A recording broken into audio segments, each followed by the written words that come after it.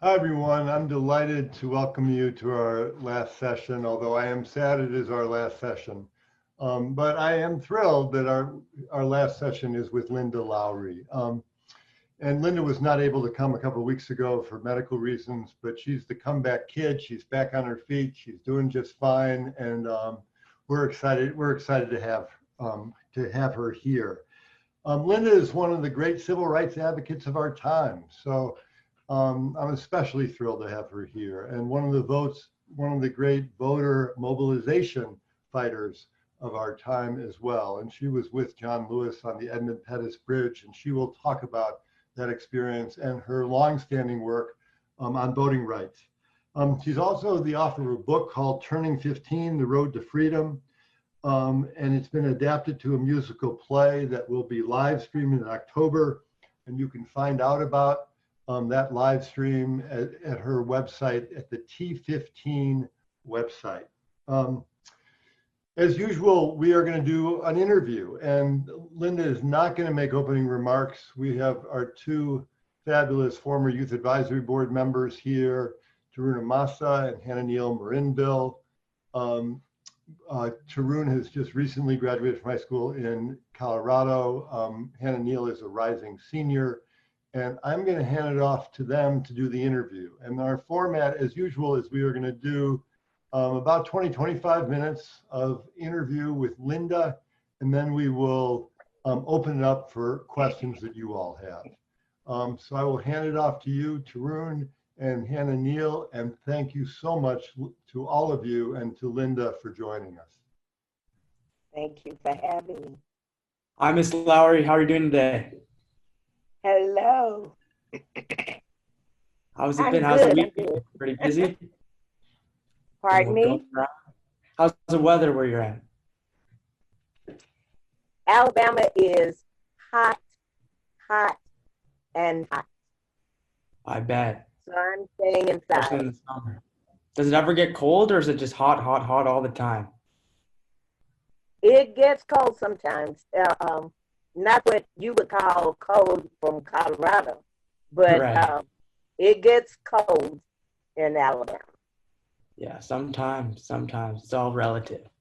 So just want to dive right in today and want to bring it back a little bit and a reflection a little bit on the past. I think for a lot of students on this call, there's always a time where they become from when they become aware of an issue to become when they become an activist of that issue.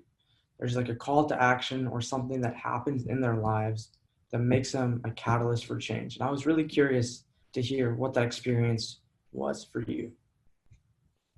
Well, I tell people before my 15th birthday, I have been jailed 9 times. And you're looking at a proud and happy jailbird because I didn't go to jail for hurting anyone or taking anything from anyone. I went to jail for what I believed in. And people ask, well, what could a 14-year-old believe in so much? She would go to jail 9 times, and twice was to a state prison camp in Alabama. Well, at the age of 7, my mother died on September the 19th, 1957. And that's when I realized that white people just didn't like Black people in Selma, Alabama. White people hated Black people in my 7-year-old mind because they let my mother die, my father's wife die, my grandmother's only child die. I'm the oldest of 4.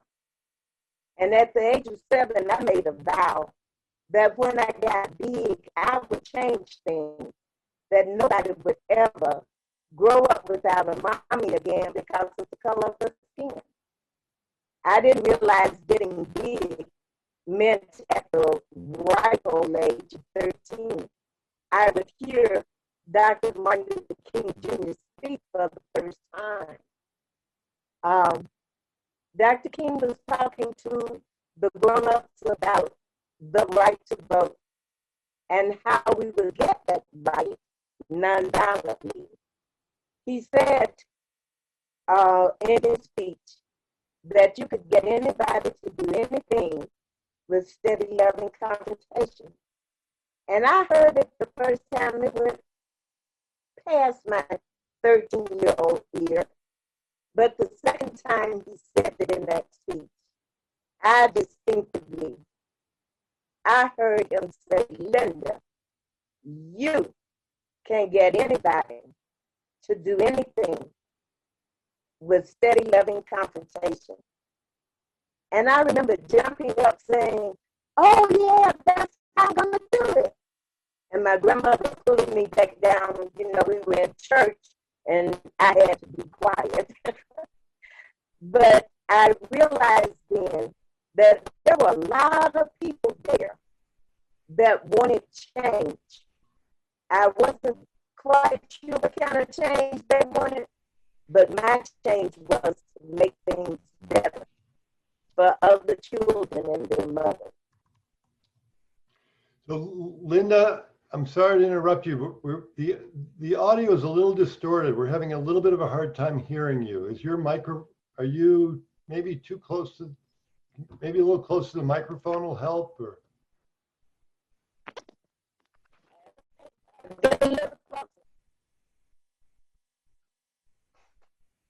You want to try it again?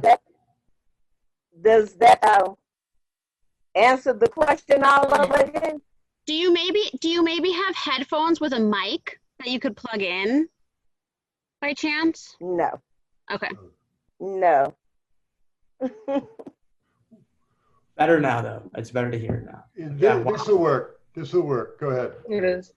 Oh, that's such a powerful. So sorry. Just to hear from. Oh no, you can.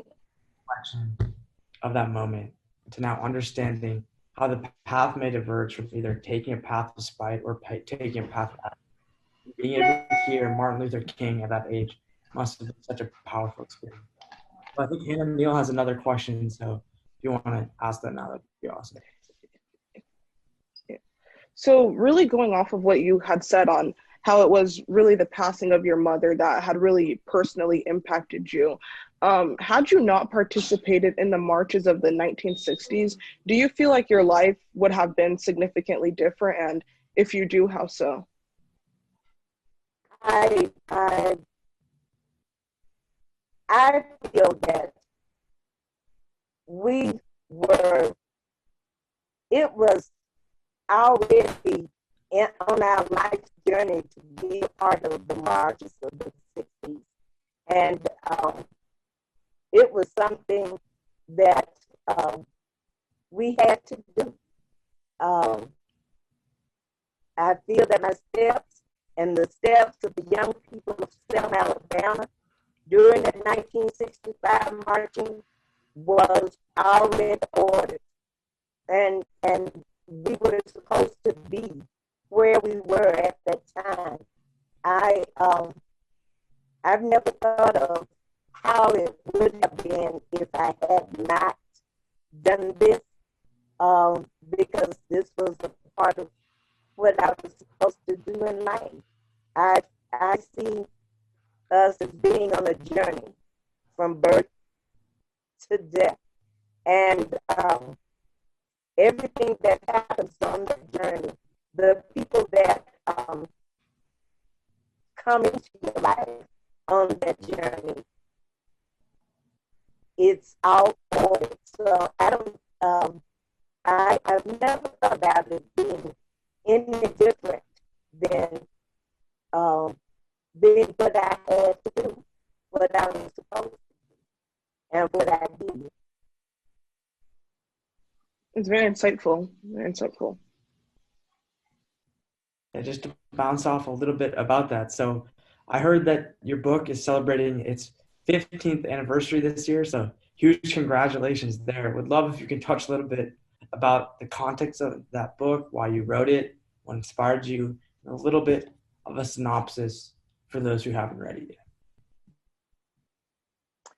yet. Turning 15 on the road to freedom, my story of the 1965 voting rights movement in Selma, Alabama, as told to Elspeth, Leacock, and Susan Buckley, has turned 5 years old but it's going to be around for the next 15 years, okay?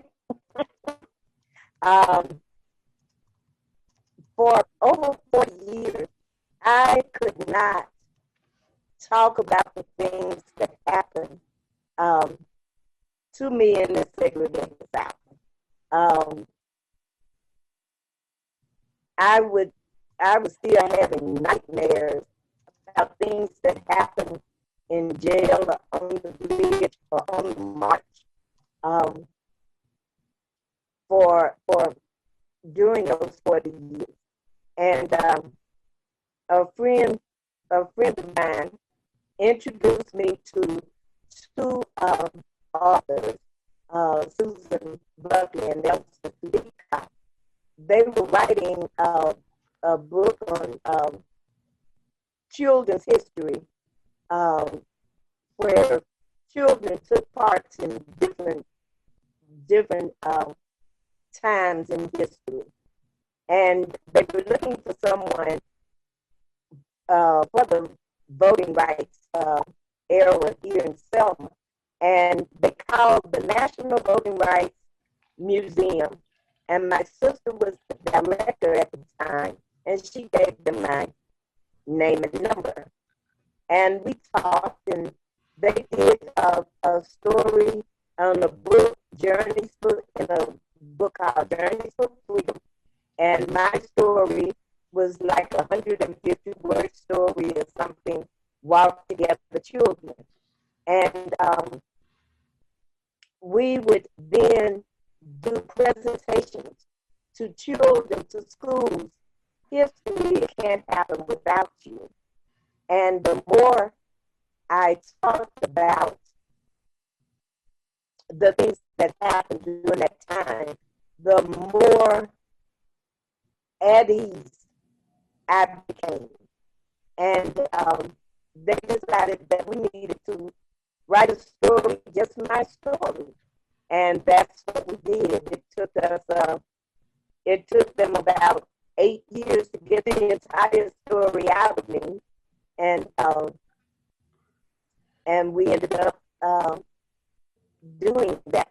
So that's how the story, my story became a book.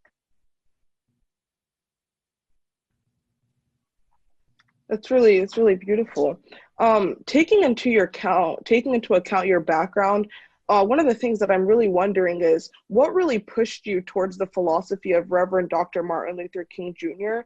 rather than to the philosophy of Malcolm X? And I understand your proximity was a lot closer to Dr. King, but was there something in particular that really stood out about his message that you didn't see in Malcolm X?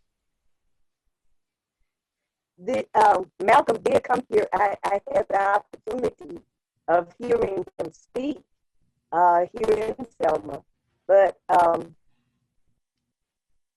I started with Dr. King's nonviolent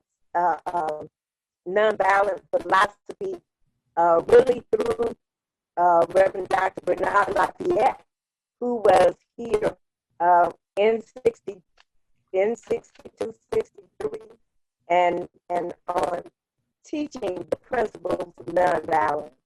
And I would follow my hero, her name is Betty Bites. Betty has this voice that was kind of like Dr. King's, mesmerizing. When he spoke, you stopped to hear what he was saying, whether you understood it or not. And Betty could sing like an angel to me. And as a little girl, I would follow Betty because I just knew if I stayed around her, I would learn how to sing like her. So my history with the nonviolence components of the voting rights movement came from just studying and admiring and wanting to do what Dr. King was talking about, even though I did not understand at the time what the right to vote actually meant or would mean for, our parents. I just knew what he was talking about. I wanted to do it. And then on the other hand, the night I heard Malcolm speak, I was in the choir stand behind him. One of the few times I wasn't in jail. Dr. King was in jail here in Selma. And Malcolm spoke. I remember him saying to the effect of, you tried nonviolence, now, you do what is necessary to get what you need. And all I could think about when he was saying that at the time was, my daddy just had a shotgun. Those white people got automatic type of guns that shoot, shoot, shoot, shoot, shoot. That doesn't make sense to me to go out and kill myself. And at 14, it didn't make sense to me to go out and kill myself. I have since in my teenage and adult life studied some of Malcolm, and although I admire and respect him, I still feel that I will go the nonviolent way.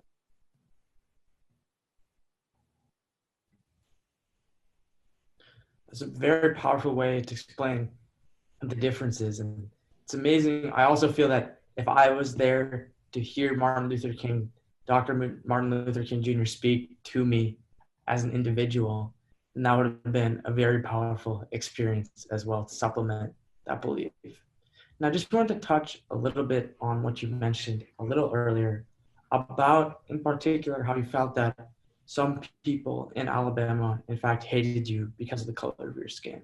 And I just wanted to reframe that a little bit and ask you, were there any experiences that you were able to change the perspective of someone with polar opposite beliefs who looked at you at first and you knew that this would never be someone that I'd be able to connect with?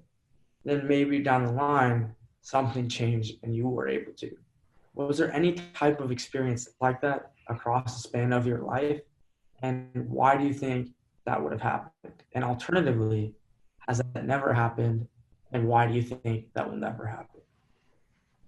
Well, I have to say, I am thankful that I was a part of that movement, that I got to see a different type of white people through that movement, because if I had grown up only knowing the hatred that I had seen and that I felt as a young child, I probably would have been a militant person and probably would not be alive today. But the movement afforded me a new outlook on people, that all people were not the same. And one of my best friends, in fact, Emily Gordon is my very best friend. I met her in 1965. She is my oldest friend at 84 years old. Yes, that's her age. And she's white.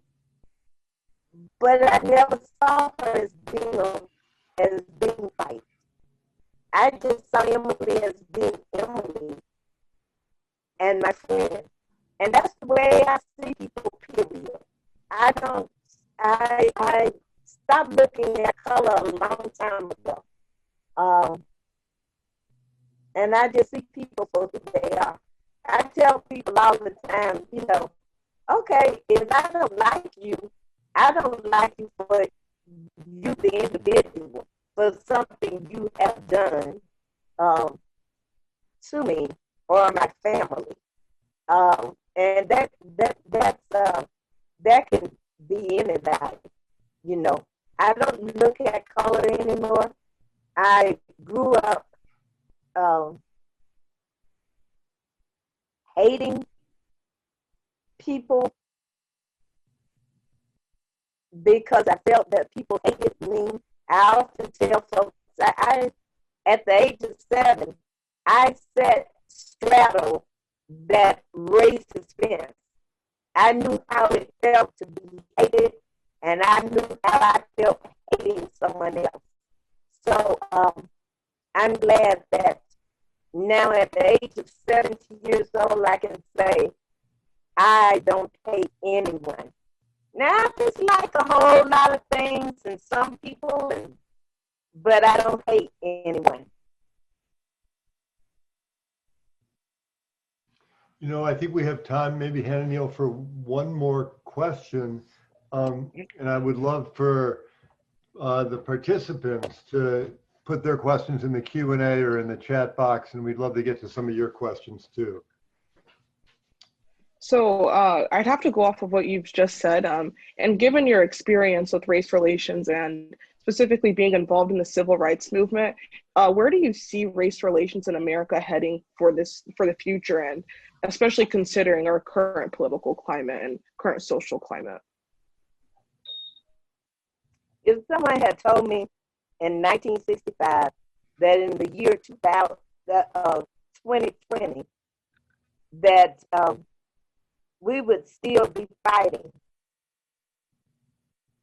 the same battle, but on a different scale, I would have probably laughed at them and called them crazy.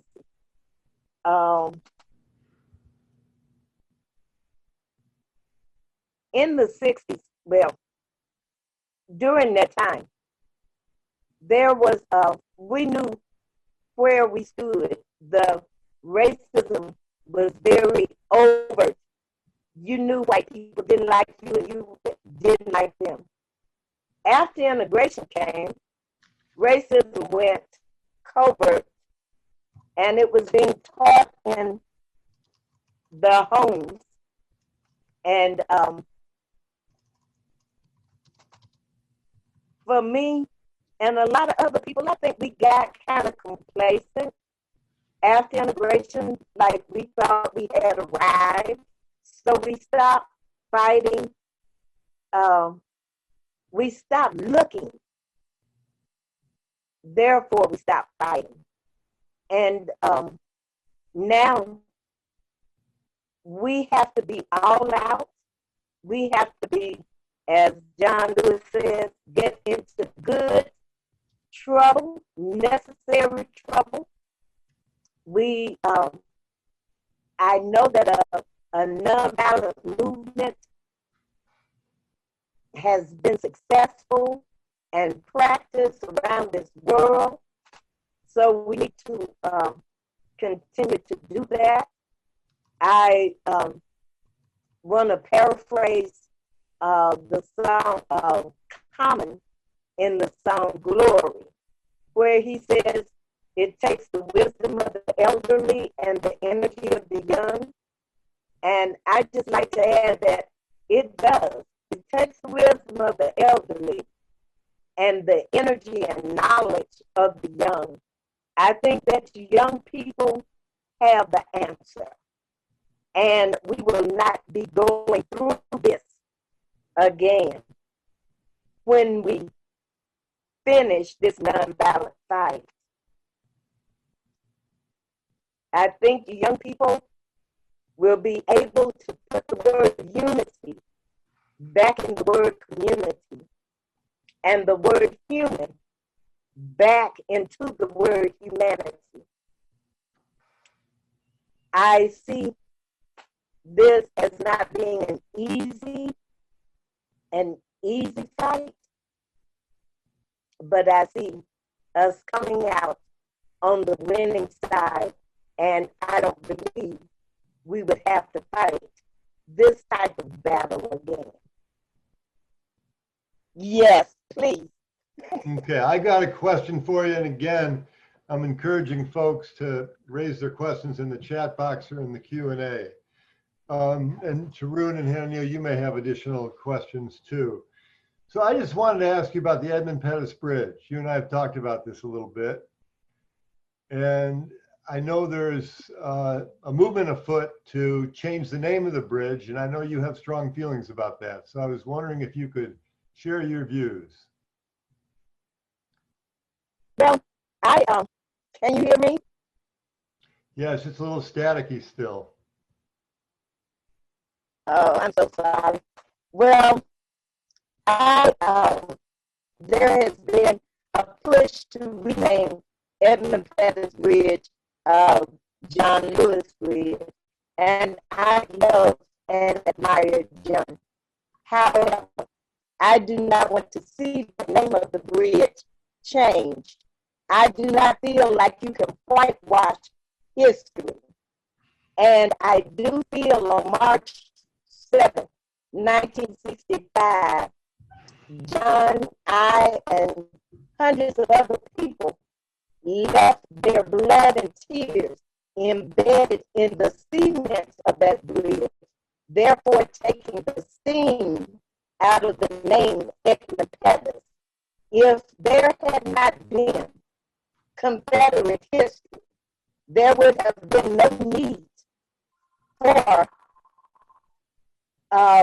civil or voting rights history. So I am against changing the name of the bridge. People say they want to change it to honor him, but in 2015, John said it would be a whitewash in essence of history, and we could not do that, and he did not want that to happen. Now, to me, if you really want to honor John, then take the signatures on the petitions and the money you have raised and lobby Congress to restore in its entirety the 1965 Voting Rights Act. And then you can also go and vote at every election in your area. In other words, leave my bridge alone. Yeah. So thank you. That's very helpful. Let me just ask you one question about the Voting Rights Act and your wish to have it restored in full. We've talked some in these sessions about voter suppression and some of the manipulation that is going on. When you say Voting Rights Act should be restored in full, what do you think has been compromised about the Voting Rights Act, and what are you referring to specifically? When they took, I think it was 4 and 5 out, at first, the federal government would be at the polls in the South especially to ensure that there was no voter suppression and so forth. The federal government did a watchdog kind of thing, and they took that out. And once they took that out, then you got the voter suppression and the personal roles and the people needing all kinds of ID. And here in the South, you could only get your non-driver's license, pictured ID from the courthouse or from the license department. And then they started closing those in the rural areas here in the South and here in Alabama. They started closing the driver's license offices in the rural area, making it harder for people to get that much needed ID. I'm talking about things like that I know started happening after they gutted the 1965 Voting Rights Act. Great, thank you. Hannah, Neil, or Tarun, any final questions for Lynda? Sure, yeah. One quick one. So I was just curious, Miss Lowery, if you had one takeaway to tell youth, either from reflecting on your experiences, something that you wish that someone told you like earlier in your life, or something that you learn now and want to pass along, what would that one message or one lesson be? Of course, there's many, but if you could choose maybe one or two. That you have more power than you would ever think possible. You have the power to be inspired and inspire others. You have the power to empower, be empowered, and empower others. And you have the power to unify. And I would tell them to use your power to the fullest. Just know that if you see something wrong and you think it's wrong, there are others that would be with you to think it's wrong too, that they think it's wrong. So use that power that you have.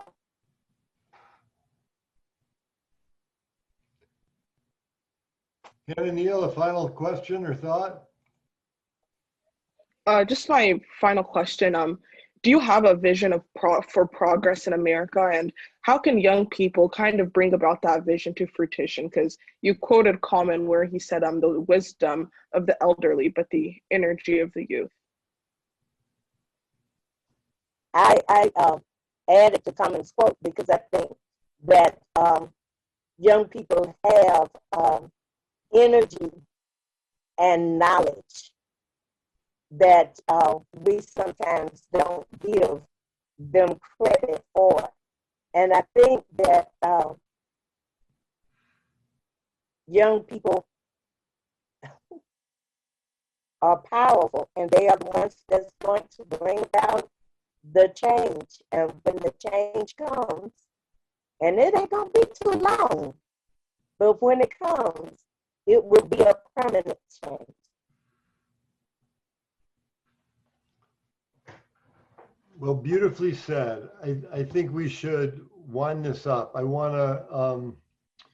just want to do a couple things. One is that, Lynda, I really appreciate your final point, that young people have energy. They also have wisdom, and people in your generation, people like you, have wisdom, and you clearly have a great deal of energy still too, which we are thrilled about, and we are delighted that you have shared your wisdom and your energy with all of us. It's been sorry about the audio, but it's been very exciting to have you here and to be able to listen to you. I also wanted to thank Tarun and Hannah Neil for the interviewing in this session and other sessions. I wanted to thank Jamie Sharkin, who's been doing an enormous amount of work behind the scenes, and Jess Baal, who's been helping us with the technical aspects of these programs. Lynda, any final thoughts you want to share? Because otherwise we will sign off. We have less than 90 days before we have a general election. I want you to, if you are voting age, I want you to register to vote. If you're registering people to vote, this is what you need to do. Follow them through the voting process. Educate them to the ballot, what to expect at the polls. If you can, get them to the polls. But don't just register a person and think that they are going to automatically go to the polls. They will not. If you register 150 people and only 10 go to the polls, you haven't done anything. So educate people when you register them and try to follow them up. I know you're in large cities and that'll be kind of hard, but try to follow them up and educate people to the ballot.